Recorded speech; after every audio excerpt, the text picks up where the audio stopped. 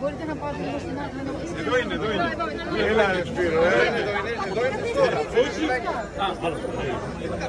Λοιπόν, καταρχήν θέλω να σε ευχαριστήσω γιατί ξέρω Παρασκευή απόγευμα παραμονής των εκλογών είναι εξαιρετικά παραγωγική ημέρα και πολύ δημιουργική για τους υποψηφίους.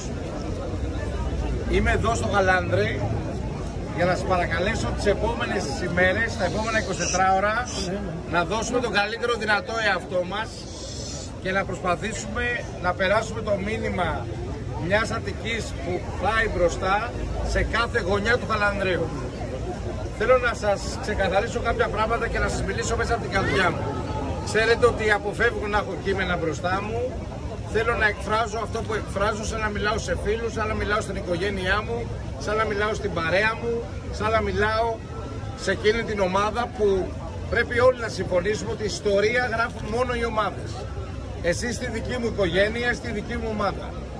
Και ξέρω ότι σε επίπεδο εκλογών του πρώτου βαθμού, ο καθένας και οι περισσότεροι από εσάς μπορεί να δίνετε τον αγώνα σας από διαφορετικά μετερίζια, από διαφορετικές παρατάξεις, αλλά με μόνο γνώμονα το καλό της πόλης, την αγάπη, να μπορέσει το Γαλάνδρι επιτέλους να αλλάξει σελίδα. Και νομίζω ότι αυτό θα πρέπει να είναι καταρχήν το κύριο διακύβευμα των εκλογών των δημοτικών. Το δεύτερο πολύ σημαντικό είναι ότι πρέπει οπωσδήποτε να συμφωνήσουμε και να ξεκαθαρίσουμε ότι οι δημοτικές εκλογές δεν είναι πόλεμος. Είναι μια μάχη προγραμμάτων, είναι μια μάχη προγραμμάτων, ιδεών από ανθρώπους που όλοι αγαπάνε την πόλη. Μπορεί ο καθένας να προσεγγίζει διαφορετικά τις λύσεις, τις απόψεις και τις διάφορες, αν θέλετε, τα διάφορα προγράμματα που μπορούν να ανταποκριθούν στα δεδομένα των ίδιων των πολιτών.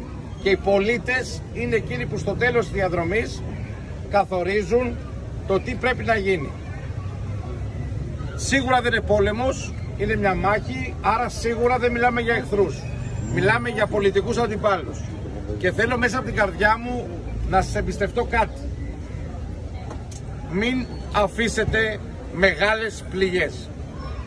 Οι μεγάλες πληγές αργούν να επουλωθούν. Και όταν αργούν να επουλωθούν πληγές, σημαίνει ότι οι πόλεις μένουν πίσω. Και σας το λέει ένας άνθρωπος που έχει υπηρετήσει τοπική αυτοδιοίκηση πάρα πολλά χρόνια. Ήμουνα 20 χρόνια στον πρώτο βαθμό, 8 χρόνια σαν δημοτικό σύμβουλος, 12 χρόνια σαν δήμαρχος.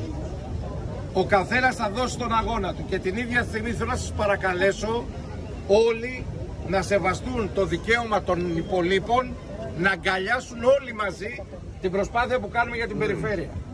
Γιατί την επόμενη μέρα πρέπει να συνεργαστούμε όλοι μαζί και πρέπει να ανατρέψουμε τα δεδομένα που αφορούν στην πορεία του Γαλανδρίου και στη σχέση που έχει με την περιφέρεια.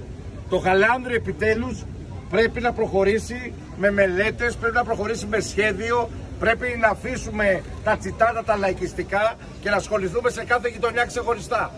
Γιατί αυτό αξίζει πραγματικά το Γαλάνδρι. Το Γαλάνδρι χρειάζεται να αλλάξει σελίδα. Και αυτή τη σελίδα πρέπει να τη γράψετε όλοι μαζί. Ο καθένας μέσα από την προσπάθεια που κάνει.